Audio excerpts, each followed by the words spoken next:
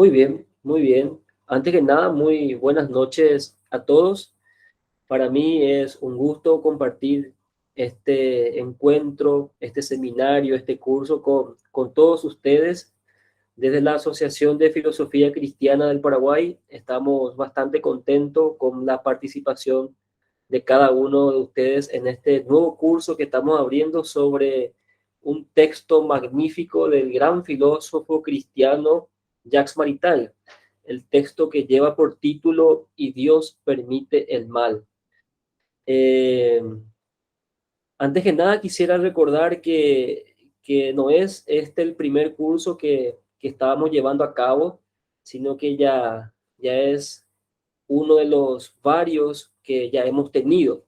Recordar nada más que el primer curso seminario que hemos abierto a todos era el tema de Galileo y el Vaticano, ¿verdad? Un poco observábamos en ese seminario que las mentiras que se han creado en torno a la figura de Galileo y a la figura de la Iglesia Católica eran simples mitos, ¿verdad? Que no tenía nada que ver con la realidad. Habíamos demostrado en ese seminario que no hay ninguna contradicción entre la fe y la razón, entre la filosofía, la teología, entre la fe y la ciencia, sino que muy al contrario, y nos apoyamos en esto en la carta encíclica Fides Ratio de Juan Pablo II, que la ciencia y la fe, que la razón y la fe son como las dos alas que nos llevan a la verdad. En el segundo seminario que hemos abierto, nos hemos dedicado a trabajar el drama del humanismo ateo del padre Henry Lubac, un libro magnífico, un libro filosófico muy profundo, con una postura también teológica. En realidad ahí pudimos observar la cuestión del ateísmo de Nietzsche, el ateísmo de Feuerbach, el ateísmo de Marx, el ateísmo de Sartre, ¿verdad? Entonces veíamos como estos ateísmos en realidad eran antiteísmos y también antihumanismos, ¿verdad? Entonces habíamos nosotros sentado la postura de que el único verdadero humanismo es el humanismo cristiano. Y habíamos dado las razones del por qué habíamos dicho eso. Y una de las razones era de que el hombre está creado a imagen y semejanza de Dios y tiene una dignidad magnífica. Y el término de persona es un término eh, propio y exclusivamente del cristianismo. Antes del cristianismo no se pensaba al hombre como persona. Desde la aparición del advenimiento del cristianismo, entonces al hombre se le dice persona, es decir, un ser que tiene existencia, que tiene esencia, un ser capaz de pensar, un ser capaz de ser señor y amo de sus actos. Entonces habíamos dicho que el humanismo cristiano es el humanismo verdadero y el humanismo que libera. Después del seminario sobre el drama del humanismo ateo, estudiamos el texto del padre Juan Alfaro, sacerdote jesuita. El texto se llama De la cuestión del hombre a la cuestión de Dios, donde justamente hemos trabajado la existencia de Dios y cómo podemos llegar a demostrar la existencia de Dios a partir de nuestra libertad, a partir de las relaciones interpersonales, a partir de las cosas, a partir del mundo, ¿verdad? Habíamos dicho que Dios existe y que Dios nos había creado, también habíamos dicho en ese seminario, entre otras cosas más. Y hoy abrimos un seminario referente al texto de Maritain, Dios permite el mal. Es un texto estrictamente filosófico, es decir, el autor Jacques Maritain va a trabajar la cuestión del mal desde el punto de vista filosófico, específicamente desde la filosofía cristiana. Antes de entrar de lleno a lo que va a ser el texto, yo me tomé el atrevimiento de preparar algunas cuestiones referentes a la vida y al pensamiento de Maritain, porque como siempre sostenemos, al menos desde la filosofía cristiana, que es importante primeramente conocerle al autor, a quien vamos a estudiar desde una de sus obras, ¿verdad? Por eso consideré y consideramos con los compañeros también que vamos a estar acá a cargo de este curso, primeramente hablar de Maritain, de su vida, de su obra, de lo que realmente él aportó a la humanidad en todos los sentidos, ¿verdad? Filosófico, teológico, político, social, cultural, inclusive hasta artístico y sobre todo educacional, ¿verdad? Entonces, a modo de recordar y antes de entrar a la presentación sobre la vida de Jacques Maritain, quiero también saludarle a Edgar, que ya entró, que está aquí con nosotros y que él va a ser también uno de los que va a moderar y va a dirigir este seminario, este curso, en, que es realmente un curso de filosofía cristiana. Entonces, una vez más, bienvenidos a todos, ¿verdad? Es un gusto, como les decía al inicio, compartir con todos.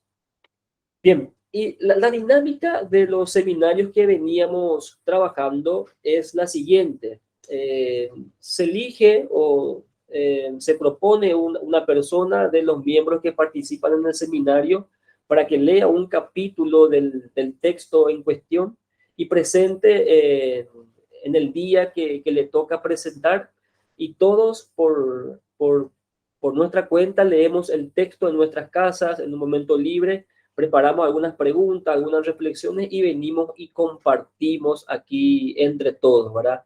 Y hacemos que sea más dinámica los encuentros en el seminario, ¿sí? Para que justamente podamos intercambiar las reflexiones, las opiniones y podamos también a partir de nuestra lectura meternos de lleno al texto y a las ideas del filósofo que vamos a estudiar. Bien, entonces yo quisiera partir ahora entonces por dar a conocer algunas cuestiones de la vida de Maritain, ¿verdad? Voy a dividir en dos este momento. En primer momento voy a hablar sobre la vida de Maritain y en un segundo momento sobre su pensamiento, y vamos a explicar algunas cuestiones nada más de su filosofía, ¿verdad? Bien, Jacques Maritain nace en 1882 y muere en 1973. Es francés y es un filósofo cristiano. Sobre todo es un filósofo tomista, ¿verdad? Un filósofo que estima la escolástica. De hecho, que en un momento dado él va a decir que nuevamente nosotros tenemos que ir a la filosofía de la escolástica y traerlo aquí en nuestra actualidad, porque es la única filosofía que puede solucionar todos los problemas que existen hoy día, en específico la filosofía tomista, que está en el corazón de la escolástica en el siglo XIII, ¿verdad? Bien, entonces, como bien decimos, propuso él nuevamente volver a la escolástica como la filosofía capaz de dar solución, capaz de resolver todos nuestros problemas. Y uno de los problemas, como siempre menciono, como siempre digo, uno de los problemas que atañe a nuestra actualidad es el problema del ateísmo, tanto práctico como teórico, ¿verdad? Entonces, la filosofía tomista, la escolástica en sí, también sin olvidar a San Buenaventura, por ejemplo, son filosofías potentes, por decirlo de esa manera, con mucha riqueza de contenido que pueden solucionar los problemas actuales de nuestra humanidad. Y uno de los problemas actuales de nuestra humanidad es el ateísmo, tanto práctico como teórico, ¿verdad? El agnosticismo, el indiferentismo religioso y otras tantas cuestiones como también lo ideológico, ¿verdad? Que estas filosofías, por ser justamente filosofías que parten de la realidad concreta, tienen el pan que justamente va a saciar a esta actualidad. Entonces, Jacques Maritain se configura como uno de los filósofos, como uno de los pensadores más grandes del siglo XX, ¿verdad? Fue un hombre de profunda pasión, dicen sus biógrafos, de una profunda pasión religiosa, filosófica y sobre todo cívica también, ¿verdad? Fue un testigo activo y un participante activo en los acontecimientos de sus tiempos, ¿verdad? Por ejemplo, algunos dicen que él fue uno de los padres de la Declaración Universal de los Derechos Humanos, justamente que se declaran en 1948. Vamos a llegar ahí y vamos a ver cuáles son los puntos filosóficos que se toma de la filosofía de Maritain. Entonces, como bien mencioné, ¿verdad? Sus ideas filosóficas permean prácticamente toda la Declaración Universal de los Derechos Humanos, ¿verdad? Su humanismo integral, su cuestión de la educación, ahí escriben una carta a la independencia donde están ahí las cuestiones más urgentes de la actualidad, la cuestión de la libertad, por ejemplo. Entonces, Jean Britain se configura como un pensador cristiano, tomista, se configura como un pensador cívico, se configura como un testigo político, por decirlo de esa manera, un sólido pensador. Sus reflexiones sobre la democracia son realmente riquísimas. Él tiene un texto que se llama Democracia y Cristianismo.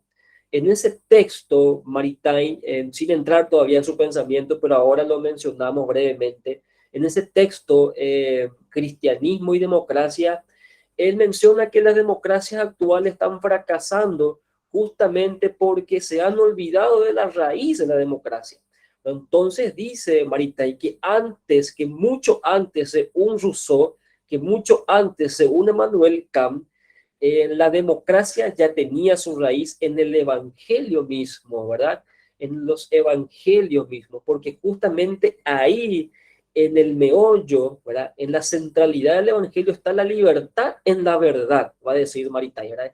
Entonces, las filosofías modernas, las democracias, se han olvidado de la raíz evangélica y por lo tanto han fracasado. Lo que hay que hacer es volver a la raíz evangélica, a la cual yo me adhiero totalmente a ese pensamiento, ¿verdad? Y decimos junto con Maritain que la democracia verdadera encuentra su raíz en los libros de los evangelios, ¿verdad? Tiene entonces, introdujo Jacques Maritain una riqueza universal y milenaria del pensamiento cristiano al abordar los temas más apreciados por el hombre contemporáneo. Temas que pasan, por ejemplo, desde el sufrimiento a la acción política y social, temas que pasan de la libertad a la belleza, temas que pasan de la fe a la autonomía de la razón, y justamente aquí está el caracú, como se dice así, de la filosofía cristiana de Maritain cuando habla en sintonía con la filosofía de Santo Tomás de Aquino, que no hay ninguna contradicción alguna entre la razón y la fe. La razón tiene su autonomía, la fe tiene su autonomía, los dos son modos de conocer la realidad, pero los dos trabajan juntos para conocer la totalidad de la realidad, va a decir Maritain, ¿verdad? Entonces su mensaje filosófico siempre fue un mensaje de libertad, siempre fue un mensaje de libertad, y aquí encontramos justamente uno de los presupuestos de la Declaración Universal de los Derechos Humanos, la cuestión de la libertad. Y la independencia de la inteligencia. La inteligencia es independiente, por decirlo de esa manera, tiene su propia naturaleza.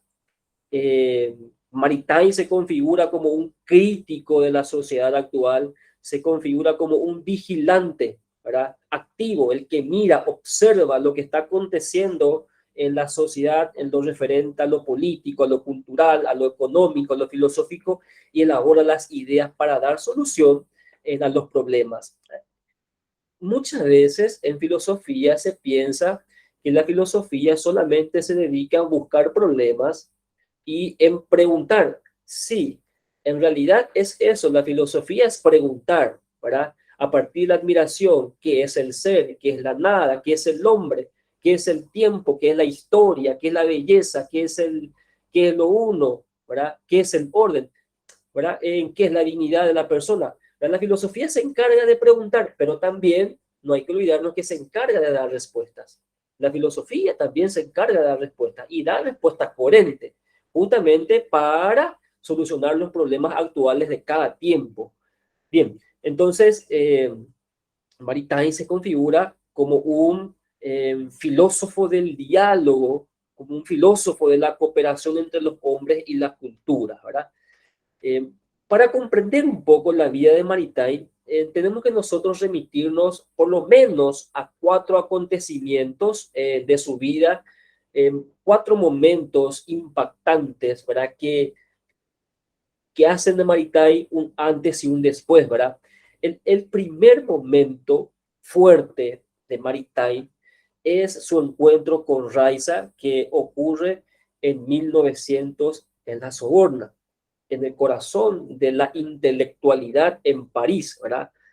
Entonces ahí él se encuentra con Raiza y este acontecimiento marca totalmente la vida de Maritai, ¿verdad? Raiza se convierte en su esposa y prácticamente viven una vida de trabajo intelectual ininterrumpida, ¿verdad? Ininterrumpida. Las biografías que escribió Raiza referente a Maritain son hermosísimas. Vamos a referirnos a algunas partecitas después para entender un poquitito la vida de Maritain. En 1903 sucede otro acontecimiento. Maritain y Raiza caminan por el jardín de las plantas, para un lugar donde se sintieron confrontados ellos ahí con una terrible conclusión. Buscando un poco el sentido de la vida, ellos empezaron todavía no eran ellos conversos, ¿verdad? No eran católicos, ¿verdad? Raiza era judía, ¿verdad? Maritain no era católico. Entonces, en este segundo momento, a partir de 1903, ellos sintieron que debían poner una confianza a lo desconocido durante un tiempo.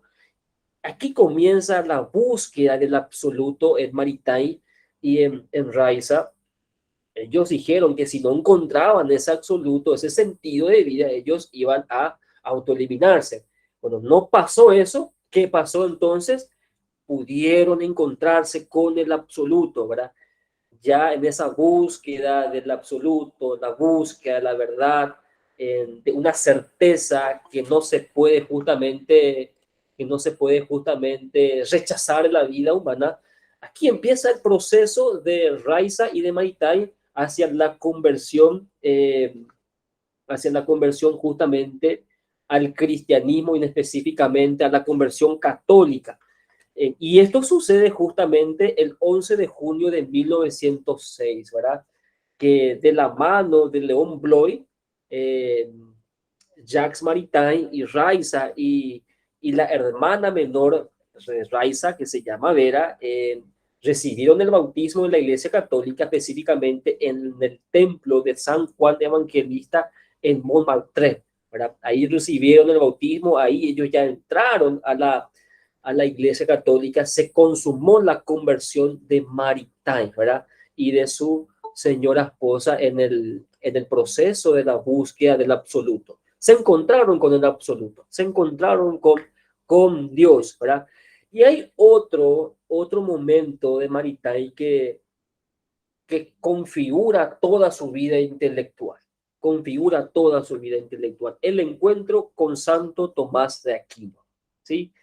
El 15 de septiembre de 1910 escribe Maritain y se expresa de esta manera: al fin, gracias a Raiza, empiezo a leer la Suma de Teología o la Suma Teológica, ¿verdad? Gracias a su señora, él empieza a leer la Suma Teológica y se encuentra con una fuente de riqueza intelectual que nunca jamás él había encontrado, ¿verdad? Y entra de lleno al tomismo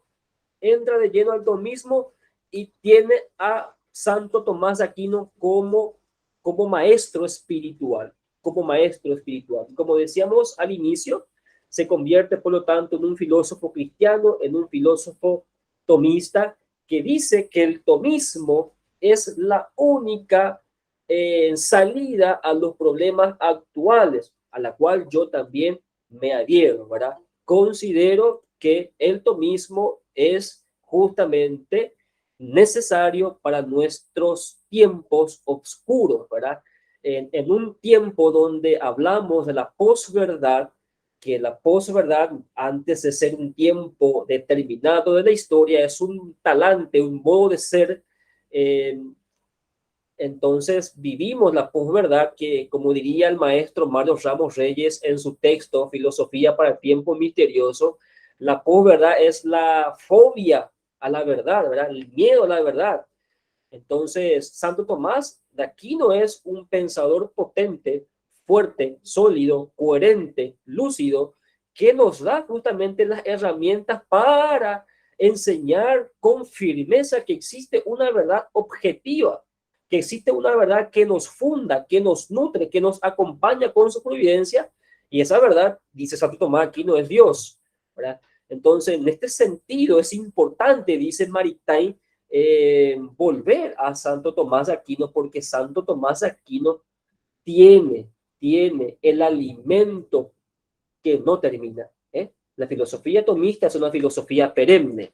Bien, eso en lo que respecta a la vida de Maritain, ¿verdad? Entonces, vamos a pasar ahora a mencionar algunos puntos nada más, porque el tiempo no nos va a dar para abarcar la totalidad del pensamiento de Maritain, ¿verdad? Entonces, vamos a detenernos en algunas cuestiones de su pensamiento para poder conocer. Después pasamos a la presentación de las obras, ¿verdad? Que contiene la obra. Vamos a tratar un poquito el prólogo, que en realidad es una página y media, 2 páginas nada más, pero tiene bastante cuestiones interesantes que trata ya en el prólogo, ¿verdad? Muy bien. Habíamos dicho que Maritain es un filósofo cristiano, ¿verdad? Y sobre todo es un filósofo tomista. Maritain no fue nunca un psicólogo ni un sociólogo, ¿verdad? Aunque muchos quieran verlo de esa manera. Fue un puro, en el sentido estricto de la palabra, un puro filósofo tomista, ¿verdad? De hecho, Maritain tiene un texto, en realidad que es un prefacio a una obra que él había escrito. La obra se llama El Doctor Angélico de 1930. En esa obra, su prefacio de esa obra dice: ay de mí si no tomistizase. Es decir, ay de mí si no hago filosofía tomista. ¿Verdad? Como parafraseando aquel evangelio: ay de mí si no amo, ¿verdad? Ay de mí si no velo por el bien común, ay de mí si no velo por el orden natural de la realidad, ¿verdad? Entonces, ay de mí si yo no hago filosofía tomista. Y la cuestión central aquí, quiero mencionar y quiero leer un poquitito lo que escribe Maritain en ese texto, en ese prefacio. Dice así: el tomismo usa la razón para distinguir lo verdadero de lo falso. No quiere destruir, sino purificar el pensamiento moderno e integrar toda la verdad descubierta después de Santo Tomás. Es una filosofía esencialmente sintética y asimiladora, la única que intenta de verdad realizar una obra de continuidad y universalidad a través de los siglos. Es asimismo la única que, elevándose por entero a la ciencia de lo suprasensible, exige en primer lugar a la experiencia una plena adhesión a la realidad sensible. A ella pertenece entresacar del inmenso aporte acumulado desde hace 4 siglos por las ciencias experimentales una auténtica filosofía de la naturaleza, como también en otro dominio integrar el tesoro artístico de los tiempos modernos en una filosofía del arte y de la belleza verdaderamente universal, a la vez que comprensiva de los esfuerzos del momento presente.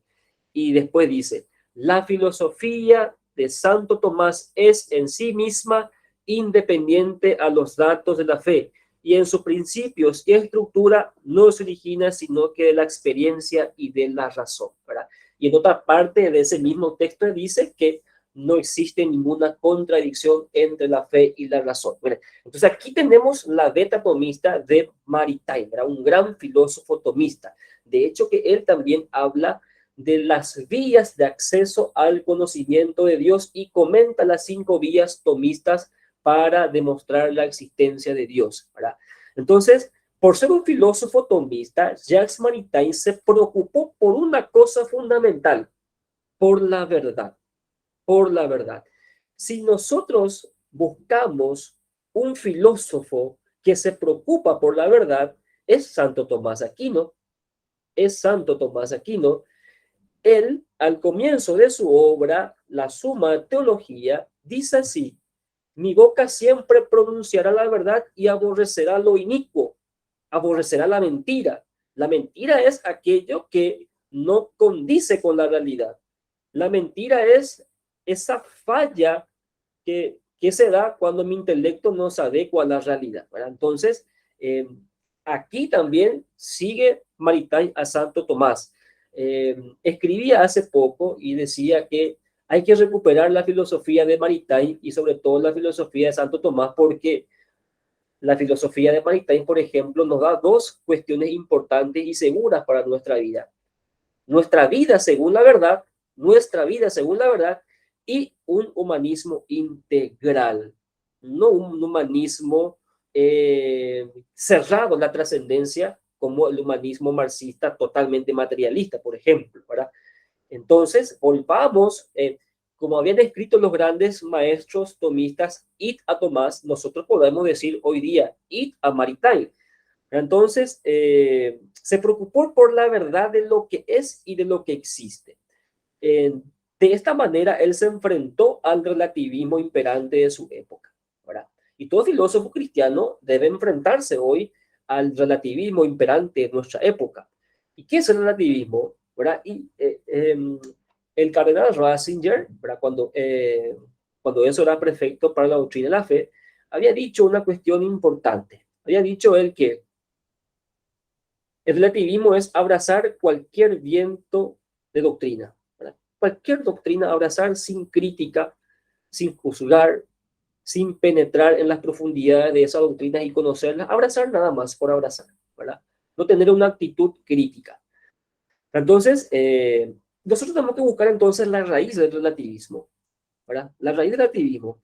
Entonces, Maritain dice que la filosofía idealista es la raíz del relativismo, del escepticismo y del nihilismo, ¿verdad? El relativismo no existe una verdad objetiva, todo es mudable, todo es cambiable, como diría Heráclito Pantarrey, todo cambia, todo se mueve. Eh, o como diría Protágoras, que yo considero que es uno de los padres del relativismo puro, el relativismo actual. El hombre es la medida de todas las cosas, ¿verdad? Entonces, ese relativismo tiene su raíz en la filosofía idealista, el escepticismo. Yo no sé si existe algo verdadero, yo no sé si existe el bien. Y el nihilismo, ya nada existe, todo es nada, ¿verdad? Nada significa negatividad o no ser en vocabulario filosófico. Bien, y todo esto también nosotros podemos hacer en la filosofía de Nietzsche. Es bastante interesante esta cuestión, ¿verdad? Entonces, ¿por qué la filosofía idealista no se subordina a la realidad? La filosofía idealista no se subordina a la realidad, se subordina al pensamiento de cada filósofo, ¿verdad? Y se acepta cada pensamiento, ¿verdad? Y no tiene nada que ver con la realidad, no tiene nada que ver con realidad. Y aquí tiene Gilson hace una diferencia. El tiene Gilson dice que la diferencia entre una filosofía idealista y una filosofía realista está en que la filosofía realista conoce la realidad y la filosofía idealista está pensando todavía en la realidad. No llega a conocer. Entonces, uno de los principios filosóficos de Maritain es distinguir para unir. De hecho, tiene una obra, el distinguir para unir o grados del saber, ¿verdad? En donde desarrolla prácticamente los fundamentos de su filosofía, Maritain, ¿verdad? Entonces, para Maritain es importante distinguir para poder unir, ¿verdad? ¿Qué significa para Maritain distinguir para unir? Significa que la naturaleza del conocimiento tiene múltiples expresiones. Veamos qué significa estas múltiples expresiones. No es lo mismo el conocimiento científico que se funda en la experimentación, no es lo mismo que el conocimiento filosófico que se funda en el razonamiento, y tampoco es lo mismo el conocimiento revelado que se funda en la fe. Son tres conocimientos diferentes y tres conocimientos que tienen punto de partida diferente, ¿verdad? Entonces se distinguen los conocimientos. Bueno, se distinguen, pero se distinguen para unir. ¿En qué sentido? Estos conocimientos nos conducen a diferentes tipos de conocimiento, valga la redundancia. Pero no se trata de conocimientos aislados, no se trata de conocimientos independientes, no se trata de conocimientos excluyentes. Muy al contrario, forma parte de un todo coherente orgánico y una complementación jerárquica y donde se sienta que todos estos conocimientos están a una finalidad, la finalidad de buscar la verdad. El conocimiento científico busca la verdad, el conocimiento filosófico busca la verdad, el conocimiento revelado busca la verdad, ¿verdad? Cada uno con su propia metodología, sin excluirse, muy al contrario, apoyándose, trabajando en comunión, ¿verdad? Se distinguen los campos del saber, pero trabajan juntos, están unidos para buscar la verdad, ¿verdad? Entonces, en este sentido, por ejemplo, Maritai dice, hay que distinguir el orden espiritual y el orden temporal, ¿verdad? Y esta es una distinción estrictamente cristiana, va a decir Maritai. Estrictamente cristiana porque parte de la cuestión de que dar al César lo que es del César y dar a Dios lo que es de Dios. Esto se da más claro cuando Maritain habla de la cuestión política, de la relación del Estado con la iglesia, ¿verdad? Bueno, vamos por partes, ya vamos a ir terminando para después presentar un poco el texto. Bien, entonces, Maritain es un filósofo cristiano, para eso tenemos que tener presente. Y como filósofo cristiano, él dice que el cristiano tiene una misión en el mundo. ¿Qué es la misión del mundo? ¿Cuál es la misión del cristiano en el mundo? Nos planteamos, nos preguntamos nosotros. Y Maritain nos responde, ¿verdad? El cristiano deberá ocuparse necesariamente de la acción social y política. Es decir, nosotros debemos participar en la política, ¿verdad? Debemos nosotros involucrarnos en las cuestiones sociales, políticas, culturales, pero no solamente para poner al servicio de nuestro país, de nuestra nación, de nuestra república, nuestras capacidades profesionales. No, no es solamente para eso. Es para eso, pero para algo más y algo más importante, para trabajar en la transformación del orden temporal, para transformar el mundo. Como siempre digo, para pasar las injusticias a las justicias, para pasar de lo malo a lo bueno. Aquí recuerdo una famosa carta de la antigüedad que se llama Carta a Diogneto. En esa carta, que no se sabe quién escribió, es una carta anónima, eh, en una parte dice lo siguiente, y el maestro Secundino Núñez lo recuerda o lo recordaba, ¿verdad? Insistentemente en alguno de sus textos, ¿verdad? Eh, Dice así la carta a Diogneto, lo que el alma es para el cuerpo, esos son los cristianos para el mundo. El alma para el cuerpo, ¿qué es? El alma para el cuerpo es justamente principio vital, principio vital. Y eso deben ser, o eso debemos ser nosotros los cristianos en el orden temporal, en el mundo. Eso debemos ser, principio vital, con palabras del Evangelio, sal y luz del mundo. Debemos procurar nosotros transformar la realidad con nuestras acciones, con nuestras virtudes, pero por sobre todo con nuestra coherencia y con nuestra moral. Vamos a llegar ahí en breve y con eso vamos a cerrar, ¿verdad?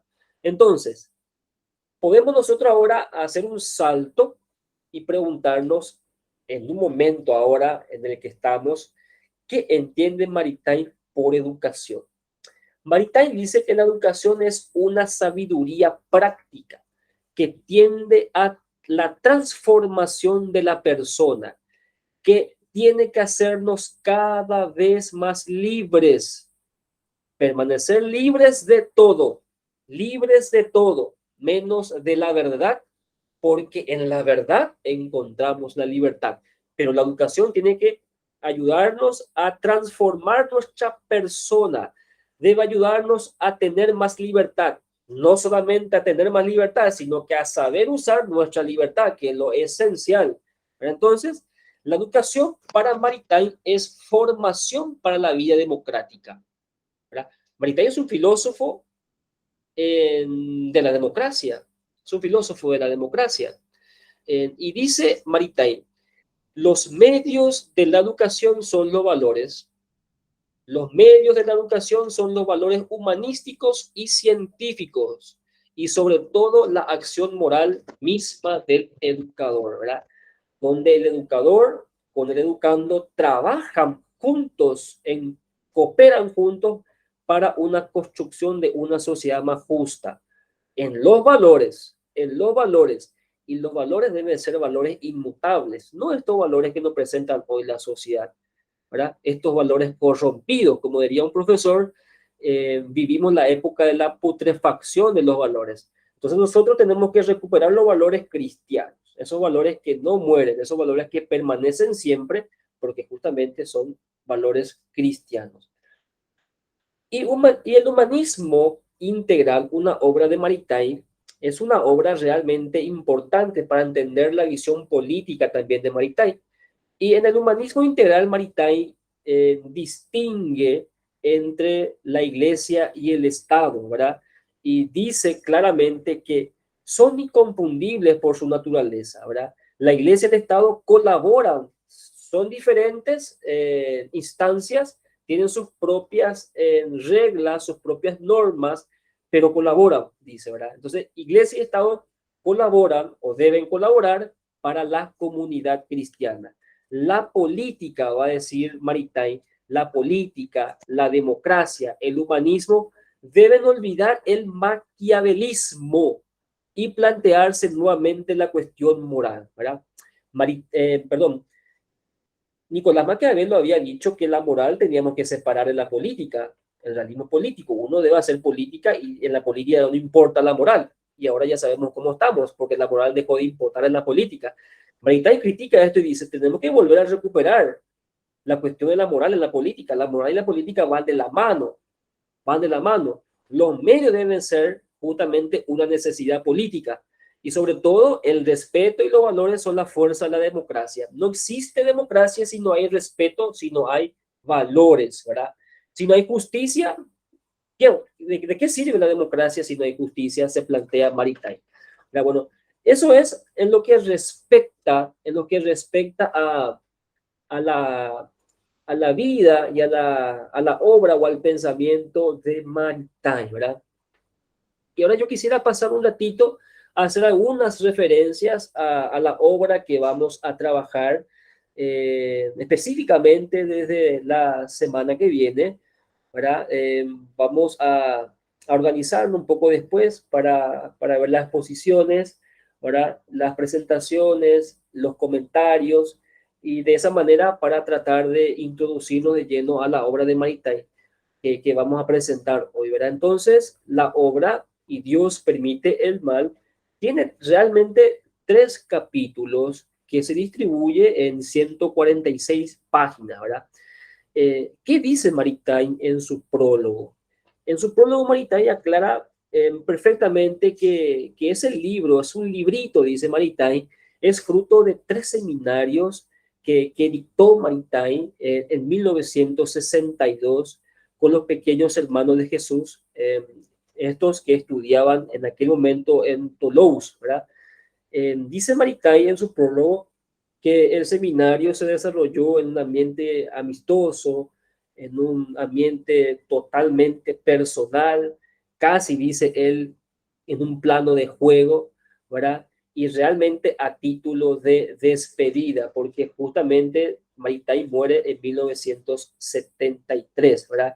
Entonces, este texto tiene un vocabulario sencillo, tiene una libertad de expresión que justamente piden los seminarios. Prácticamente ese seminario quedó grabado, y Maritain agregó algunas cuantas notas nada más, no sacó nada, no pulió el vocabulario porque justamente quería hacer un texto sencillo, un texto donde todos pudieran realmente comprender con facilidad el pensamiento de Maritain, pero por sobre todo el pensamiento o su pensamiento referente a la cuestión del mal, ¿verdad? Entonces, esta obra que nosotros vamos a trabajar, eh, esta obra que tiene por nombre Y Dios permite el mal, es una obra estrictamente filosófica, ¿verdad?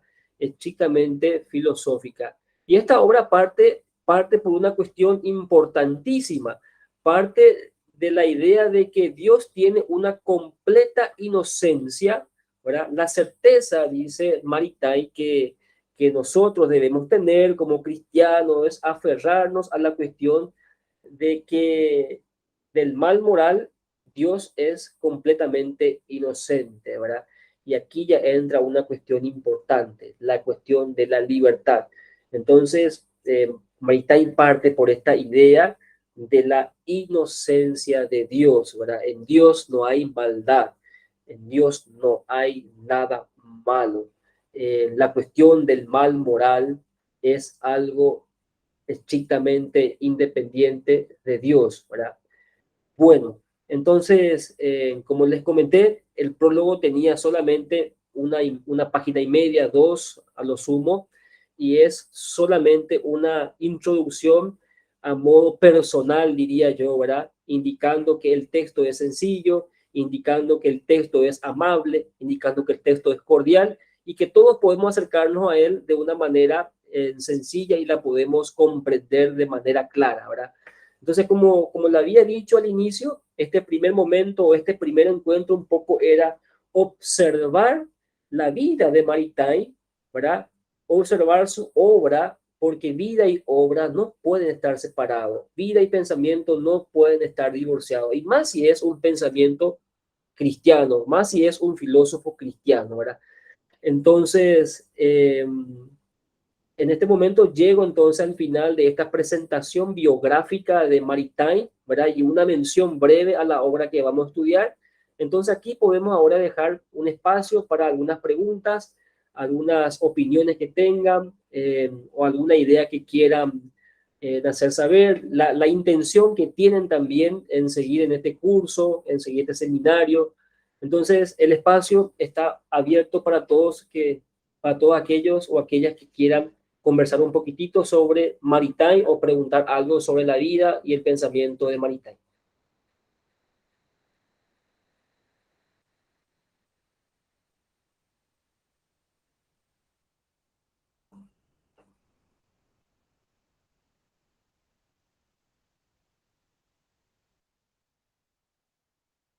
¿Qué tal, Ignacio? ¿Cómo estás?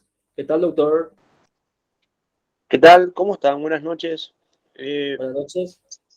ya estoy a punto de terminar este curso que me está impidiendo un poco participar, ¿verdad? Extraño con mucha ansia, como se dice en nuestros cursos.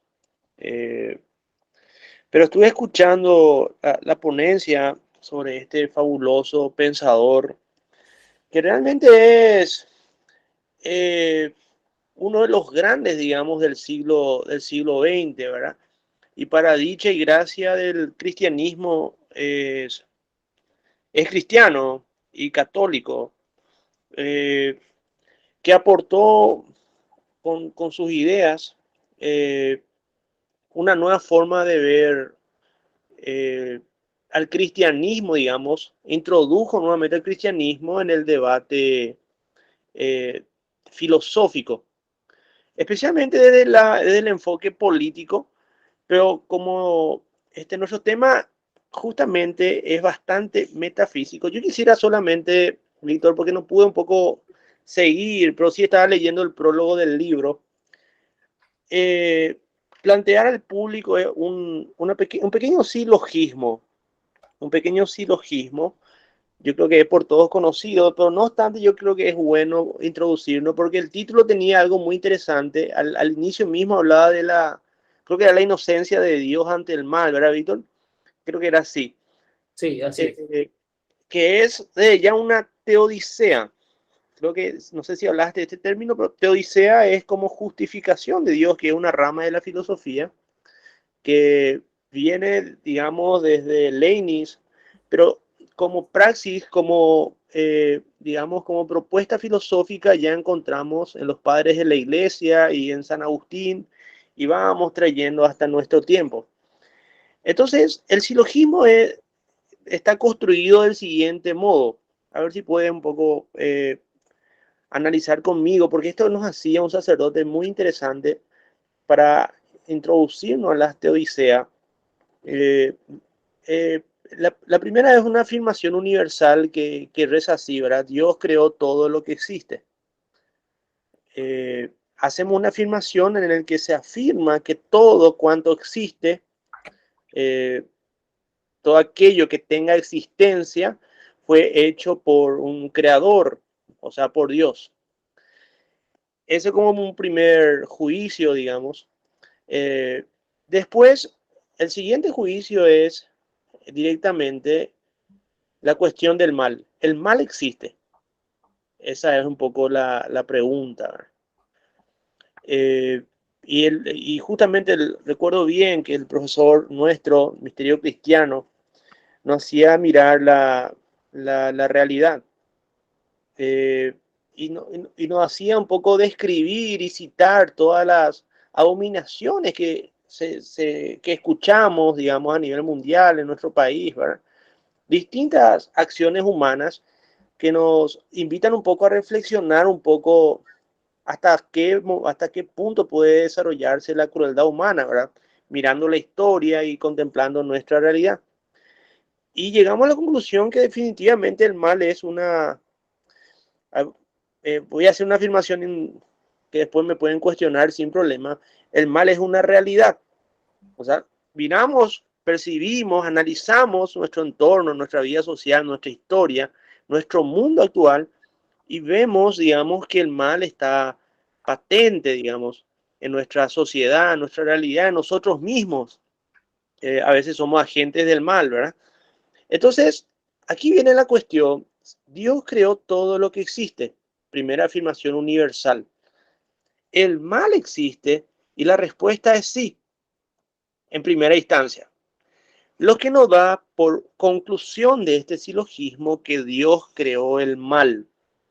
O sea, si Dios creó todo lo que existe, metafóricamente o ilustrativamente, como una especie de pizzero que hace una pizza y la realidad es toda esa pizza, y decimos que el mal existe como una porción de esa pizza, llegamos a la conclusión de que Dios es artífice del mal. Entonces, yo quisiera un poco forzar, yo creo que vamos a tratar de defenderle a Dios, aunque no haga falta, ¿verdad? Hacerte odisea, desde el pensamiento de nuestro amigo Maritain, San Agustín y otros grandes pensadores que ya dieron respuesta a este planteamiento. No obstante, siempre es interesante plantearlo nuevamente, ¿verdad? Dios creó todo lo que existe, entonces perfecto, aceptamos que Dios es el creador único de todo cuanto existe sobre la faz del planeta, visible e invisible, como rezamos en nuestro credo largo, como solemos decir, que creo que ya no se reza, ¿verdad? La segunda afirmación, el mal existe y veamos nuestra realidad, veamos nuestro entorno cercano, veámonos a nosotros mismos y vamos a llegar a la conclusión de que sí existe. Y la conclusión de nuestro silogismo directamente responsabiliza a nuestro Señor, ¿verdad?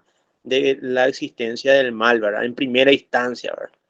Entonces, yo les animaría un poco, o sea, les forzaría un poco la reflexión, ¿verdad? Del público, desde lo que Víctor, el presidente, ha expuesto desde el pensamiento de Maritain, tratar un poco de hacer un análisis a este silogismo que busca de alguna manera salpicar o responsabilizar a Dios de los males del mundo, ¿verdad? Eh, yo creo que hay una influencia muy fuerte, ¿verdad? Del mundo oriental que ve en Dios el principio del bien y del mal, ¿verdad? Hay también un maniqueísmo por ahí, el profeta Mani que también veía de esa misma manera, creía que el bien y el mal tenían un solo principio y ese principio era Dios, ¿verdad? Pero como cristianos, eh, y más todavía Maritain, que de alguna manera presenció la catastrófica era o periodo de la humanidad que va de los años 1900 a 1950, ¿verdad? Donde se vio la crueldad humana en su máxima expresión, en los campos de concentración, las guerras, las bombas atómicas, etcétera, etcétera. Yo creo que el mismo padre Henry de Lubac, que ya habíamos analizado el texto, ¿verdad? habla del drama del ateísmo moderno, del humanismo ateo, como consecuencia de esas experiencias del hombre europeo. El hombre europeo de finales de los 50 siempre se ha manifestado, digamos, de forma reacia a Dios, ¿verdad? Porque le responsabiliza de las catástrofes de la humanidad, ¿verdad? Eh, entonces, eso un poco sería mi análisis, mi aporte, Víctor, y dejar un poco como un planteamiento, si alguien puede responder un poco, ¿verdad? ¿Qué análisis podría hacer de este silogismo? Muy interesante, de hecho, ¿verdad? Para hablar de este primer punto, la inocencia de Dios, ¿verdad? Ante el problema del mal moral en este mundo, ¿verdad?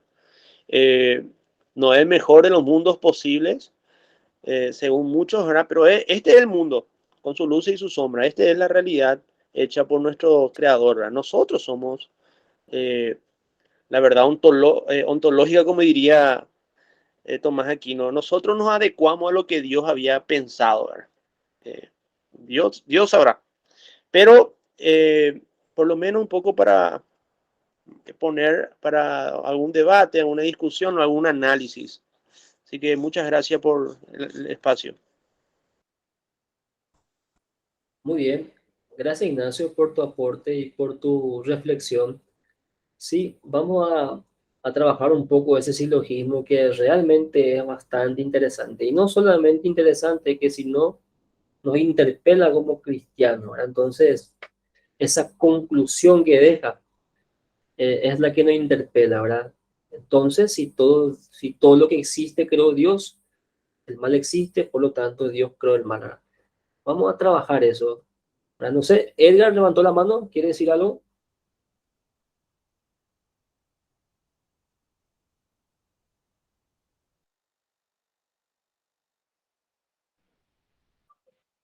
Muy buenas noches a todos los presentes, buenas noches Víctor, Ignacio también. Nada más expresar que este espacio es de suma importancia e enriquecedor para cada uno de nosotros, ¿verdad? Y este planteamiento que nos deja Ignacio nos interpela bastante y nos hace también ese inquietarnos como para conocer este ámbito de suma importancia que tenemos que ir teniendo como convicción. Y mi mano para mí que quedó nada más ahí sin querer, Víctor. Ok, tranquilo, Edgar, gracias, gracias. No sé si alguien quiera comentar algo, quiera dar alguna reflexión sobre estas primeras palabras que hemos dicho.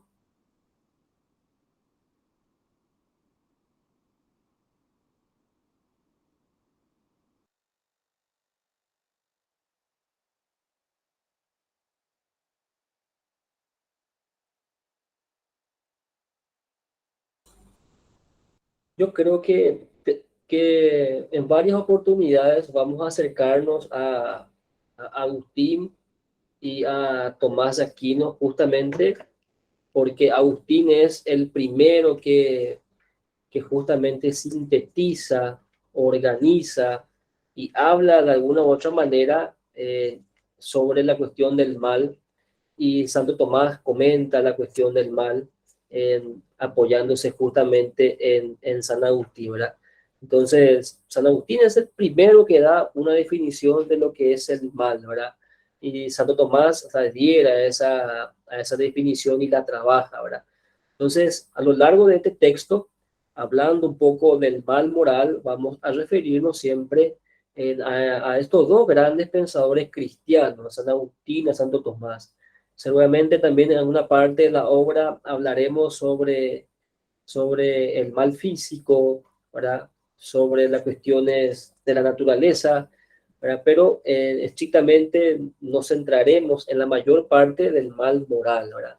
Del mal moral, del mal hecho por el hombre, por decirlo de esa manera, ¿sí? No sé si alguien quiera hablar un poco más, quiera opinar algo, preguntar algo. Buenas noches. Yo pienso que, bueno, Dios creó todo lo que existe. ¿El mal existe? Sí, existe, es una realidad. Y yo pienso que al crear al hombre, siempre decimos que le dio ese libre albedrío.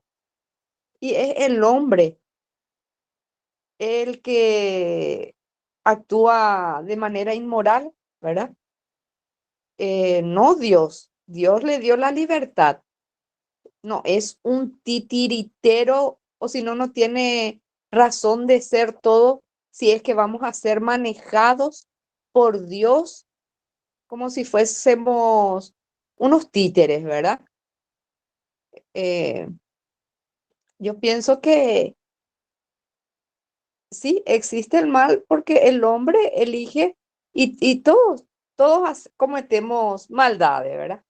El hombre es malo por naturaleza, es malo, no sé qué es lo que lo hace nos hace malos, ¿verdad? Eh, pero sí, como dice en el Evangelio Jesús mismo, cuando le dice, maestro, tú que eres bueno, él dice, solo Dios es bueno. Imagínense, Jesús, tal vez desde su dimensión humana, dice, no soy tampoco tan bueno, pero sí sabemos que sí era bueno. Tal vez nuestra condición, en nuestro cuerpo, nuestra humanidad, es lo que nos hace ser malos, ¿verdad?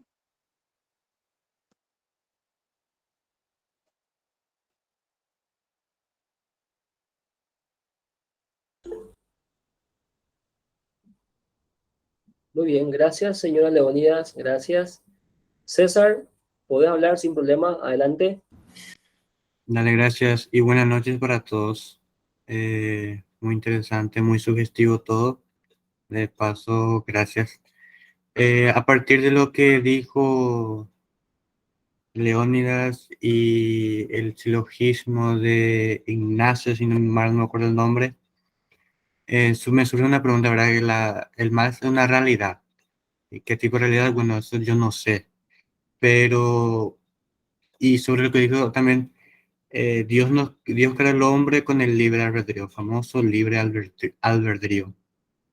Ahora, si bien yo creo que o sea, para mí no justifica del todo la existencia del mal. Si bien Dios creó todo y vio que todo era bueno al final, decía una parte. Entonces, a pesar del libre albedrío, me sigue todavía quedando la duda de dónde surge el mal, si es alguna realidad inmanente en el ser humano o cuál es su origen. Me sigue quedando esa duda.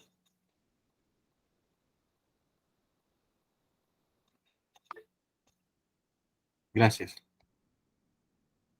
Muy bien, gracias, César. Ahí anoté tu pregunta. Después vamos a tratar de buscar una respuesta, ¿verdad? Manuel, levantaste la mano. Sí, solamente a modo de una pregunta, ¿no será que como Dios nos creó, todo lo que creó Dios es de un nivel inferior, una limitado, ¿verdad? O sea, no tiene el absoluto que tiene Dios, es una parte. Al tener una parte, ahí tenemos una limitación. Y esa limitación es lo que llamamos que genera el mal, ¿verdad? También nos dio inteligencia, ¿verdad? Nos dio libertad. Entonces nosotros podemos estar conscientes de esa limitación y tratar de acercarnos en lo máximo o lo que podamos al absoluto, ¿verdad? Al bien. Entonces esa sería más una pregunta que una afirmación. ¿No será que el Dios al crear todo lo que creó tiene una limitación? Y esa limitación es lo que genera en el relacionamiento general el mal que llamamos, ¿verdad? Entonces, pero nos dio también a nosotros, a los hombres, a la persona humana, le dio el conocimiento, le dio la libertad. Entonces puede detectar esa limitación y tratar de subir de nivel esa limitación, ¿verdad? O sea, corregir la limitación, ya sea del cuerpo o moral o lo que sea. Ese es mi comentario. Muy bien, gracias Manuel. Vamos a tener en cuenta esa cuestión de la creación y que la creación tiene un límite, para que es finitud, no es infinito, no es absoluto. Para esa es una de las cuestiones que se va a rastrear durante todo este seminario, durante todo este curso, para poder entender un poco el problema del mal moral específicamente, ¿verdad? Y con ello también, como dijimos hace rato, el mal físico, el sufrimiento, la naturaleza, ¿verdad? Cuestiones como esa, ¿verdad? Eh, bien, Junior escribió ahí en la mensajería, dice así: entonces se podría decir que mal moral es a causa de la libertad del hombre. Mediante su libertad puede inclinarse a Dios o apartarse de él, inclinarse a sí mismo o hacia los placeres. Se podría decir también que el mal es un mal ejercicio de la libertad, mala elección del hombre.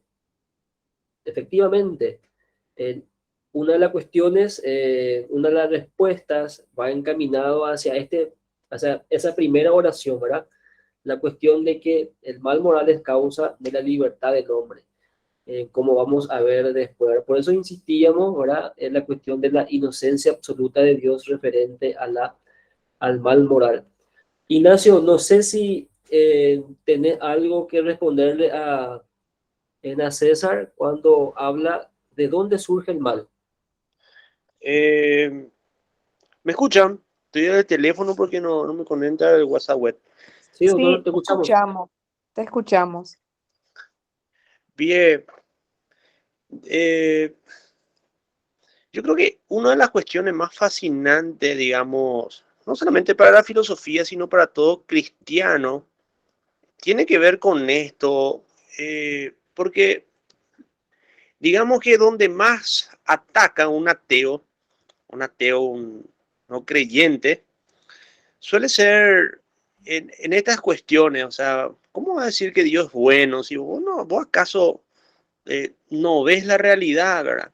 Responsabiliza, no cree en esta inocencia divina que Maritain y todos los cristianos defendemos a muerte, realmente defendemos a muerte, ¿verdad? No, Dios no es responsable de las acciones del ser humano, ¿verdad?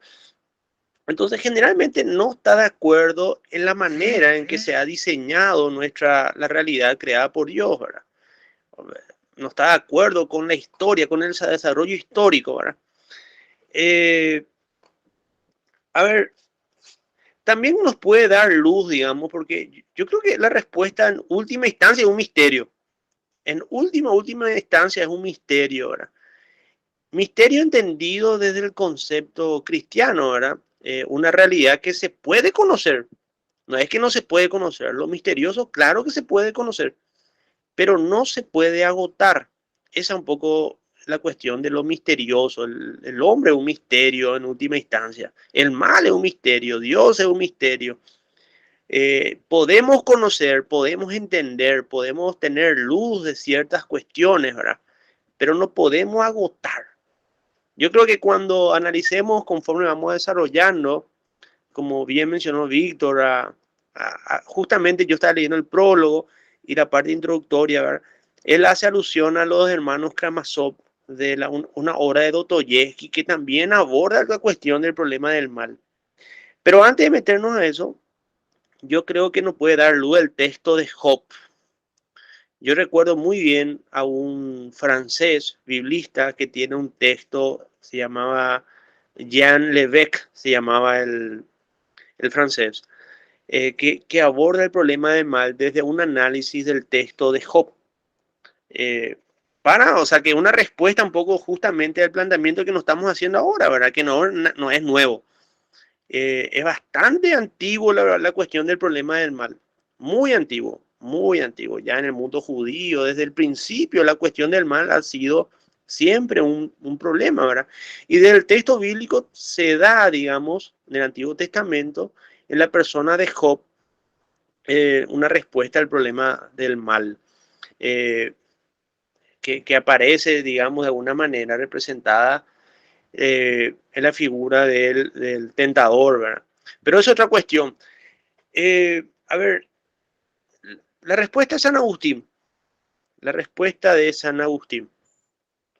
El mal es una realidad que no tiene esencia o sustancia, no es un ente, no tiene una sustancia, no es una creación. En otras palabras, o sea, todo lo que existe, existe porque tiene sustancia y esencia, o esencia y sustancia. Todo lo que Dios creó le dio una sustancia, una consistencia, es un ser existente, dirá San Agustín. Es cierto, Dios creó todo lo que existe, ¿sí? Y todo lo que existe, existe con sustancia, con esencia.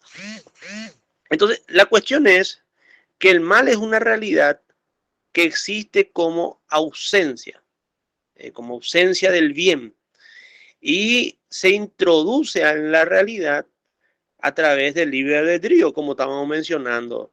O sea, el mal existe como una ausencia de Dios cuando el hombre decide alejarse de Dios o alejarse del bien en términos filosóficos, ¿verdad?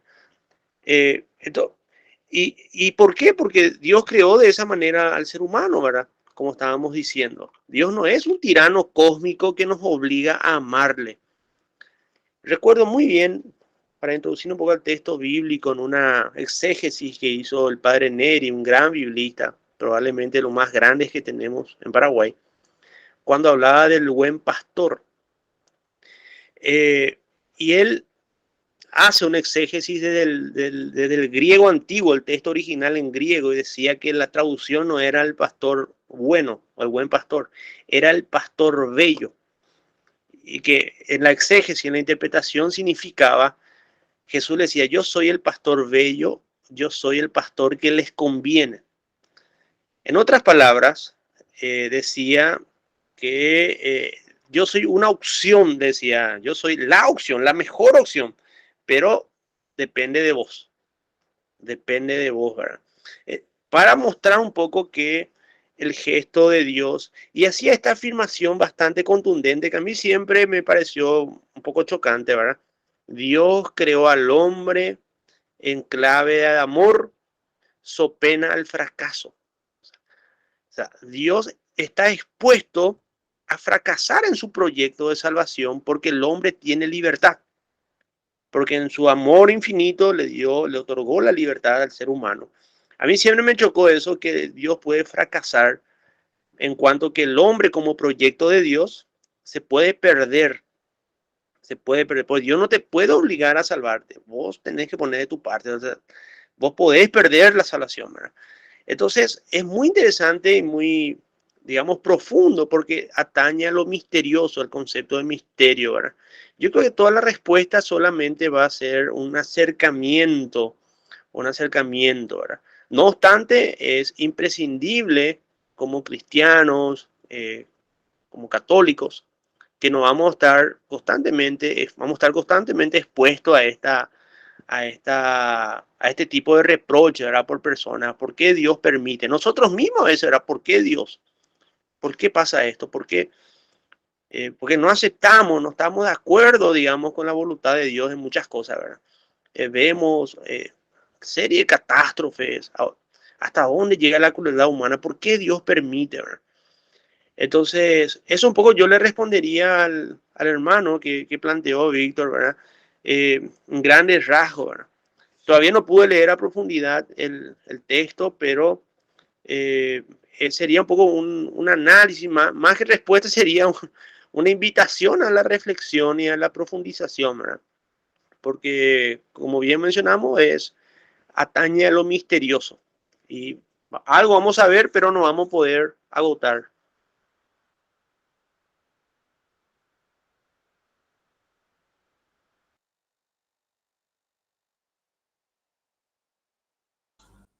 Perfecto, perfecto, doctor.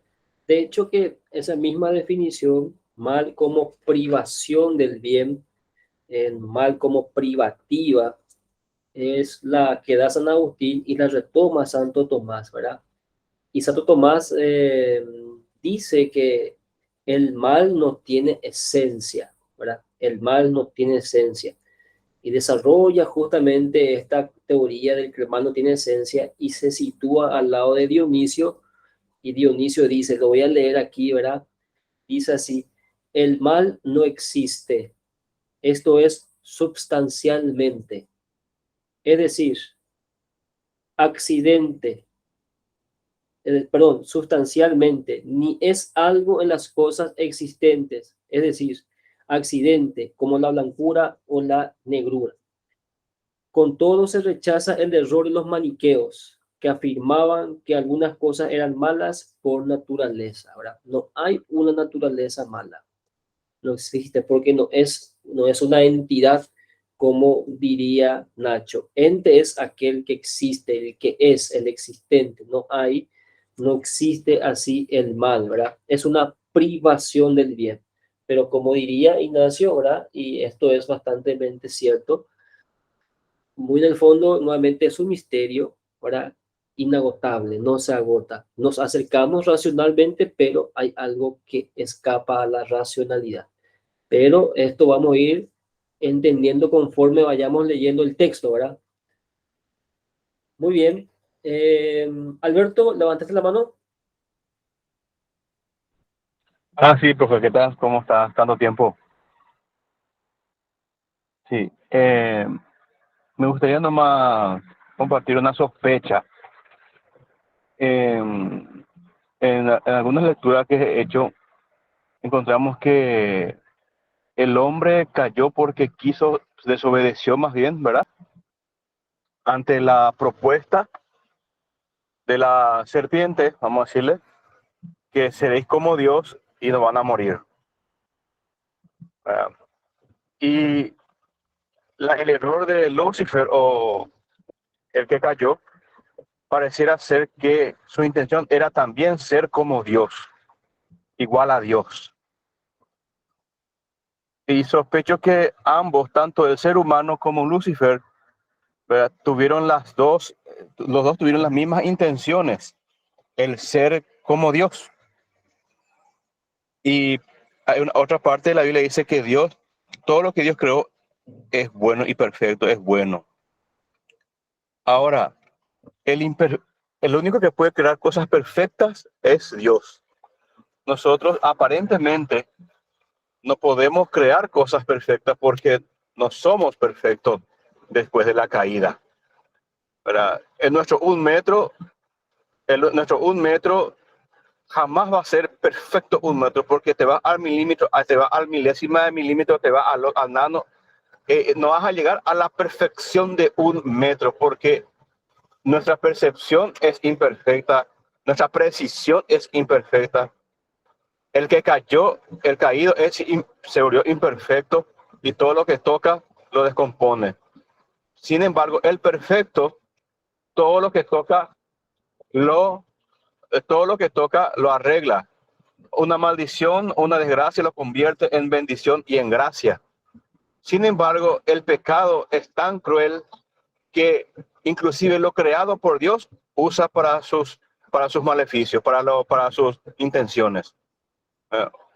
Usa lo creado por Dios, lo perfecto, usa para sus propósitos. Y el otro, no, las maldiciones, las desgracias, lo convierte al final en gracias, ¿verdad? Una muerte en cruz lo convierte en resurrección y vida.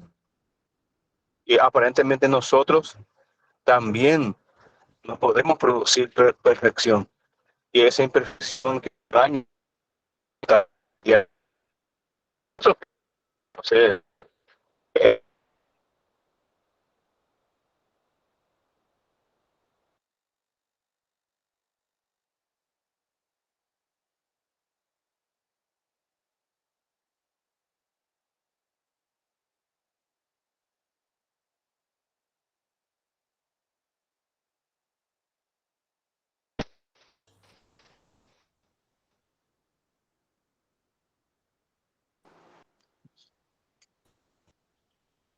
Yo creo que o soy yo o no se le escucha a Alberto.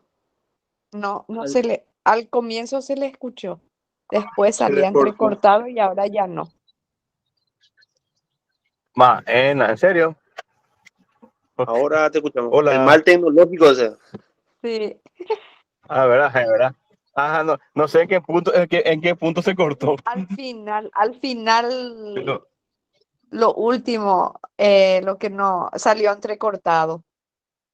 Pero lo último era que Dios, que el perfecto usó hasta una muerte de cruz, ¿verdad? Y una tortura usó para salvar al mundo, lo convirtió en gracia, mientras nosotros, ¿verdad? Todo lo que tocamos descomponemos porque no estamos alineados, ¿verdad? No somos perfectos, solamente el perfecto puede crear cosas perfectas, inclusive del pecado, de la desgracia, convierte en una bendición, es capaz. Y nosotros aparentemente no. Es una sospecha nomás que tengo, no es una afirmación.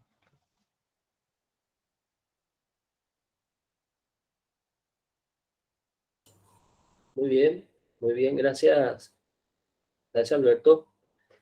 Una cuestión que hay que preguntarse, en realidad una pregunta. em, Ignacio me hizo acordar o recordar, cuando yo estaba en el seminario, justamente he trabajado o trabajé en aquella época la cuestión del mal en Job, ¿verdad?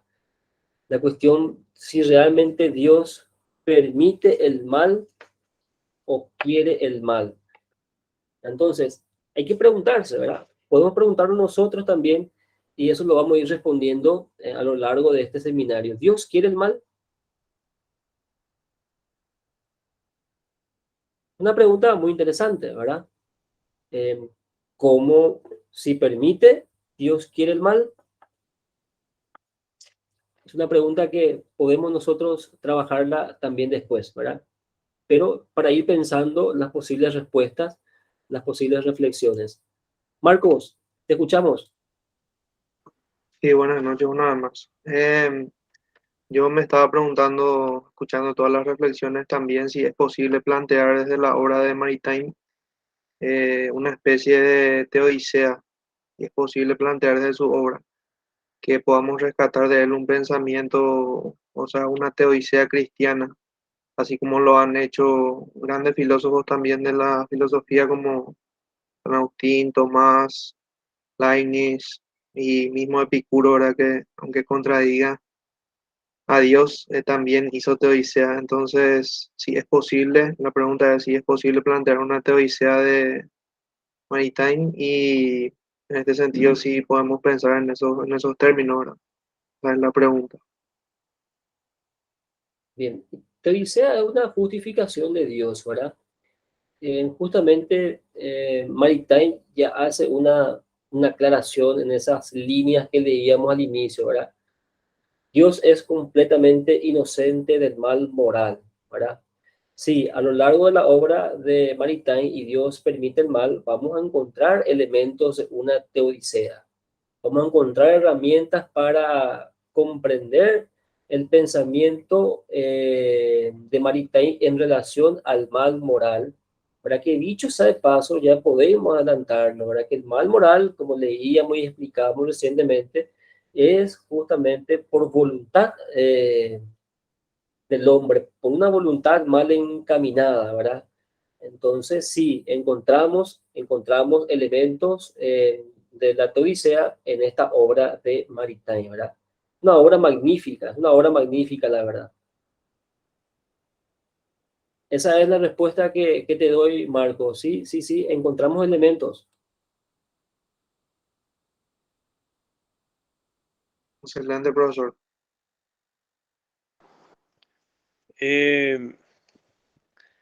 A mí, Víctor, me llama la atención. O sea, en realidad parece bastante razonable que un pensador como Maritain, más todavía él, ¿verdad? Hable un poco de esto y a mí me parece lógico si comparamos un poco con otro pensador, ¿verdad? Más teólogo que filósofo, pero también es filósofo, un gran teólogo que falleció hace poco, el padre Hans Kuhn. Es muy polémico el padre Hans Kuhn. Eh, Realmente muy polémico por sus escritos filosóficos y teológicos. él pone en cuestionamiento, raro es que al padre Hans Kuhn no le hayan, claro que fue sancionado por la doctrina de la fe, por la iglesia, pero nunca le excomulgaron, no llegaron hasta el punto de excluirle, digamos, de la comunión con la iglesia, ¿verdad? El padre Hans Kuhn tiene varios textos muy interesantes, polémicos. Por ejemplo, tiene un texto que se titula Infalible, o sea, el título es Infalible, y él le agrega un signo de interrogación, por ejemplo. Ahí ya luego es polémico y escribe en 1970 por los 100 años de la declaración del dogma de la infalibilidad papal, ¿verdad? Donde él pide revisar y replantear la infalibilidad del Papa, por ejemplo. Y ahí él recibe grandes críticas, ¿verdad? Le querían prender fuego en términos, eh, digamos, coloquiales, ¿verdad? Sus hermanos teólogos, y etcétera, etcétera. Y causa revuelo, logra su objetivo. Para que no pase vale estos 100 años, escribe el texto infalible y ¿cómo es? Le introduce un signo de interrogación a ese texto. También escribe un libro, existe Dios, así con esa afirmación, y también introduce un signo de interrogación a ese texto. Ese libro responde, digamos, a las grandes críticas, las crisis de fe que experimentaron los europeos después de la experiencia, vuelvo a insistir en esto, digamos, de la Europa del año 1900 a 1950, digamos, donde se vivió, como todos sabemos por historia, grandes catástrofes y la expresión más abominable de la humanidad, digamos. Y entonces él, para dar una respuesta, ¿verdad? Porque el gran responsable de toda esa catástrofe humana directamente recae sobre Dios, o sea, la culpa. Entonces él, en su afán de defender a Dios, bueno, hablemos de Dios entonces. Existe Dios y empieza una especie de teodicea a partir de la existencia de Dios, ¿verdad? Entonces él, Hans Kuhn, que en cierto modo vive ese periodo, y más todavía Maritain, que le toca experimentar, digamos, esa crisis, también de alguna manera se ve obligado a hacer teodicea. Tiene que, digamos, por su convicción, por su pensamiento, por su adhesión, digamos, a Dios, al Dios cristiano, que es más el Dios responsabilizado por esta catástrofe, se ve la necesidad, tiene el afán de hacer teodicea, de justificar a Dios, ¿verdad? Y fruto de eso un poco también este libro. Eso un poco quería aportar un poco a lo que plantea nuestro amigo Marcos, que ahora levanta la mano. Adelante, Marcos. Sí, uniéndome también a esa idea, he leído el año pasado a un autor, también un sacerdote jesuita bastante controversial y también muy criticado, como el padre Andrés Torres Queiroz. Le escribió un libro que se llama Repensar el mal, donde plantea una teodicea cristiana y propone también una vía larga y una vía corta de la teodicea. Y lo que me acuerdo más o menos es en el sentido que utiliza él el amor de Dios. Dios nos ama como ama una madre, y como nuestra madre no puede evitar el mal. Por ejemplo, si un hijo está enfermo, esa madre no puede evitar así naturalmente que el hijo sane, a pesar de que no quiere que esté enfermo, está enfermo. Así también es Dios con nosotros. Dios no puede evitar el mal en el mundo, a pesar de que nos ama infinitamente. El mal en este caso vendría a ser algo natural que se da en el mundo, porque nosotros los seres humanos somos imperfectos, y él plantea que el mal no es un problema religioso, sino es un problema netamente humano y es un problema de todos. Eh, y que todo el mal moral tiene también, así como plantea la teoría cristiana, un origen o causa directamente en el mundo. Pero lo que plantea él es que Dios no puede evitar el mal, porque el mal es algo natural, por así decirlo. No está en su posibilidad. Lo que tenemos que hacer nosotros como seres humanos es más o menos procurar lidiar con ese mal. Y así también hay otras refutaciones que hace sobre el dilema de Epicuro y diferentes cosas que ya se han planteado como planteamiento del Marqués de Sade, y entre otros. Y estuvo bastante interesante esa lectura realmente y es una aproximación cristiana a la teoría. Por más que sea un poco controversial, este sacerdote es bastante interesante su análisis también en este sentido de la teoría.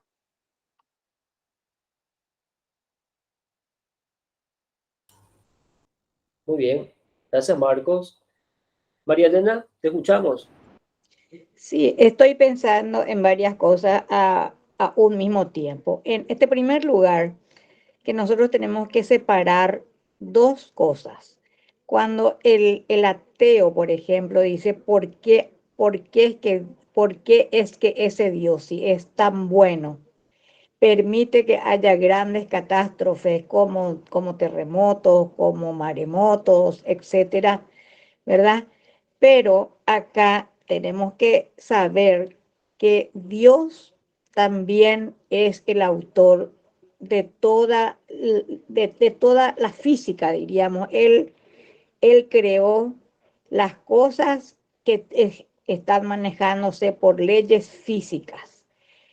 Eso es lo que el ateo cuestiona cuando está tratándose del mal. Pero al mismo tiempo, como vos mismo dijiste, Víctor, Dios se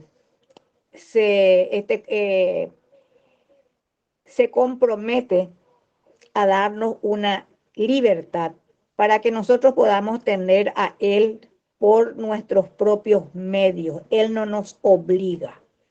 Pero acá nosotros tenemos que saber que el tener libertad significa tener una responsabilidad, pero esa responsabilidad tiene que tender al bien, porque en caso contrario no podríamos llamarle libertad. Eso es por un lado, ¿verdad? Y por el otro lado, tener que aportar nomás también a lo que dijo alguien que me precedió, cuando habla sobre Hans Kuhn como teólogo. Y nosotros tenemos que saber que él no es que solamente cuestiona esa infalibilidad papal, sino que él cuestiona toda la ética moral cristiana. Y podemos considerarle hoy como que él es la base, diríamos, de toda esta rebelión, especialmente en la iglesia alemana, que también siguiendo esa misma línea de este Hans Kuhn, ellos también tampoco quieren someterse a nuestro magisterio eclesial, que lógicamente es siempre un magisterio papal. Y estamos viendo entonces que esta iglesia alemana está tan desorientada que en este momento está planteando un montón de cuestionamientos entre los que se hallan, por ejemplo, el celibato sacerdotal, diríamos, tener que bendecir uniones homosexuales, que tengamos sacerdotisas, que tengamos obispas, etcétera. Significa que contrapone absolutamente lo que es nuestro pensamiento cristiano. Entonces, justamente Hans Kuhn, tenemos que saber que ya no es padre. Él es justamente es un sacerdote al que podríamos llamar casado, y es la base, diríamos, de todo este pensamiento. Tenemos que realmente ser bastante críticos cuando estamos hablando sobre el bien y el mal, porque Dios es amor. Él no no quiere el mal, pero sí que le hizo al hombre con esa libertad que debe procurar buscar siempre el bien, porque en caso contrario es este libertinaje. Por lo tanto, la libertad y la responsabilidad son dos cuestiones que van unidas. Ese es el aporte que quiero hacer. Cortito, Muy bien. cortito, cortito, cortito. Con respecto a la infalibilidad del Papa, yo pienso que sí, que el Papa puede errar porque es humano, es humano. Y tuvimos papas siglos anteriores que con respecto a muchas cosas no fueron los mejores papas, ¿verdad? Fueron muy criticados y todo eso. Y sí, porque es humano y el humano no es perfecto y puede equivocarse, ¿verdad? Entonces,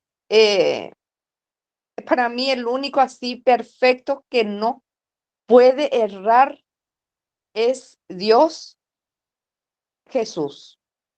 Son ellos, ¿verdad? O sea, la Santísima Trinidad, el Espíritu que tenemos nosotros, pero que por ahí, bueno, no dejamos que aflore tanto y que somos limitados los hombres. Y yo pienso que el Papa sí puede errar. Es más, en algún momento leí que el Papa Juan Pablo II cada semana se confesaba. Y sí, porque es, somos humanos y somos limitados. Entonces, nada más que eso. Muy bien, muchas gracias. En realidad tenemos que insistir en la cuestión de la libertad del hombre, como vamos a ver en el capítulo siguiente, es decir, en el encuentro siguiente. La libertad del hombre es la cuestión central aquí y la inocencia de Dios también es cuestión central aquí, ¿verdad? No está de más recordar que Dios es sumo bien, por lo tanto, no puede él crear el mal. No existe el mal, como bien explicó Ignacio, como bien remarcábamos, no existe el mal como entidad, sino que como privación del bien, como privacidad. Entonces, en ese sentido, insistir con la cuestión de la libertad referente al mal moral, referente a las catástrofes naturales. La naturaleza tiene sus leyes, ¿verdad? Y esas leyes justamente son limitadas, como había dicho don Manuel hace rato al inicio, tiene una finitud y toda finitud no es por definición perfecta y por lo tanto está en la naturaleza esa cuestión de que puede ser de esa manera, ¿verdad? De que puede venir una tormenta, de que puede venir una lluvia fuerte, de que puede hacer mucho calor, ¿verdad? Entonces, esa es la cuestión. El padre Manuel Carrera, un filósofo bastante interesante, había dicho justamente esto, ¿verdad? Que la naturaleza sigue su propio orden, el hombre es libre, ¿verdad? Y como dice María Elena, y yo concuerdo con ella, la libertad significa siempre buscar un bien superior, ¿verdad? Un bien superior. En eso consiste la libertad, no consiste en otras cosas, ¿verdad? Entonces, el mal moral se encuentra o tiene su raíz en nuestra voluntad mal dirigida, ¿verdad?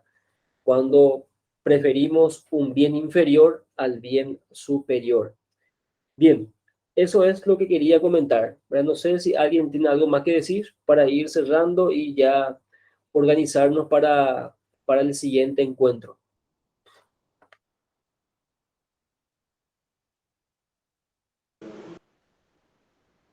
Sería sumamente interesante, Víctor, que pudieses dar quizá ya como una tarea inicial algún libro de Maritain que te parezca que pudiese ser como un libro esencial para que pudiésemos leer y podamos ubicarnos también en ese pensamiento de este gran converso al catolicismo. Muy bien. Maritain tiene varios textos, María Elena, varios textos, pero uno de los textos más importante que escribe Maritain es justamente distinguir para unir o grados del saber. Ese es un texto que tenemos que leer si queremos comprender el pensamiento de Maritain, ¿verdad? Al lado de ese texto está su texto político que es humanismo integral, ¿verdad? Ese texto también nosotros como cristianos, católicos, ¿verdad? Y también los que no son católicos, tenemos que leer porque justamente tiene una base sólida de metafísica. Y insisto yo, una antropología, y en esto sigo a Munier, una antropología que no tenga una dirección metafísica, tarde o temprano cae, se pierde, no tiene consistencia, no sirve para nada, ¿verdad? Y este texto de Maritain, el humanismo integral, tiene una sólida concepción metafísica realista para más, ¿verdad? Después, en lógica está el orden de los conceptos, ¿verdad? Ese es fundamental, ¿verdad? Orden de los conceptos, la manera de cómo se estructura la mente, el pensamiento, el razonamiento. Y después tenemos para comprender la problemática actual, ¿verdad? Tres reformadores, Lutero, Descartes y Rousseau, ¿verdad? Ese texto, si nosotros queremos comprender la problemática moderna y la problemática actual, justamente está en ese texto, ¿verdad? Y después, para entender un poco por qué Maritain quiere que nos vayamos nuevamente a la escolástica, leer un poco Arte y Escolástica de Maritain, ¿verdad? Ese es un texto que yo todavía no me he acercado ni siquiera ni a unas páginas, ¿verdad? Lo otro sí me he acercado así en algunos capítulos, ¿verdad? Lo he trabajado, pero en este último no. Y después él tiene así discursos, por ejemplo, tiene un discurso fenomenal que él da en el Instituto Católico de París, donde habla del ateísmo contemporáneo. Ese texto tenemos que también nosotros leerlo. Yo tengo ese texto, yo les puedo mandar en el grupo, de hecho que tengo casi todo lo que le mencioné. Y después tiene un texto que se llama Carta a la Independencia, que justamente en él habla de la libertad, y se usa ese texto se usa como base también para las cuestiones de los derechos universales del hombre, ¿verdad? Entonces, esas obras no hace falta leerlo así en la totalidad, pero podemos ir leyendo por capítulo, ¿verdad? Y para poder comprender un poco el pensamiento de Maritain. Y este que vamos a leer ahora, que es fundamental, y como diría Ignacio hace rato, ¿verdad? El problema del mal es un problema estrictamente filosófico y metafísico, ¿verdad? ¿Qué es el mal? ¿De dónde viene el mal? ¿Dios conoce el mal o no conoce el mal? ¿Dios permite o no permite el mal? ¿Dios quiere o no quiere el mal, verdad? ¿Qué es el bien? Porque justamente tenemos que hablar del bien para poder entender qué es el mal, ¿verdad? Entonces, ¿qué es la libertad del hombre? ¿Qué es la voluntad del hombre? ¿Qué es preferible, la racionalidad o la voluntad? ¿O ambos tienen que ir de la mano? Bueno, cuestiones que uno tiene que saber cuando tenemos que hablar del mal, que lo vamos a ir tratando poco a poco, conforme a la exposición y conforme a las preguntas y a los cuestionamientos que surjan en estos momentos de debate, ¿verdad? Por eso es importante que siempre leamos antes de entrar al seminario para tener una noción de lo que el que presenta va a hablar y poder, por lo tanto, después cuestionar, criticar o discutir lo que presenta el compañero o la compañera, ¿verdad? Pero por lo pronto esos textos, María Elena, tenemos que por lo menos tener para conocer así a grandes rasgos el pensamiento de Maritain, ¿verdad?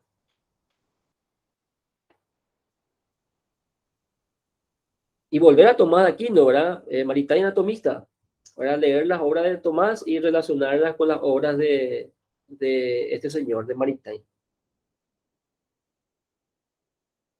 Bien, no sé si hay algo más, así para ir cerrando esta parte y corto la grabación para poder entrar después en la organización para el siguiente encuentro.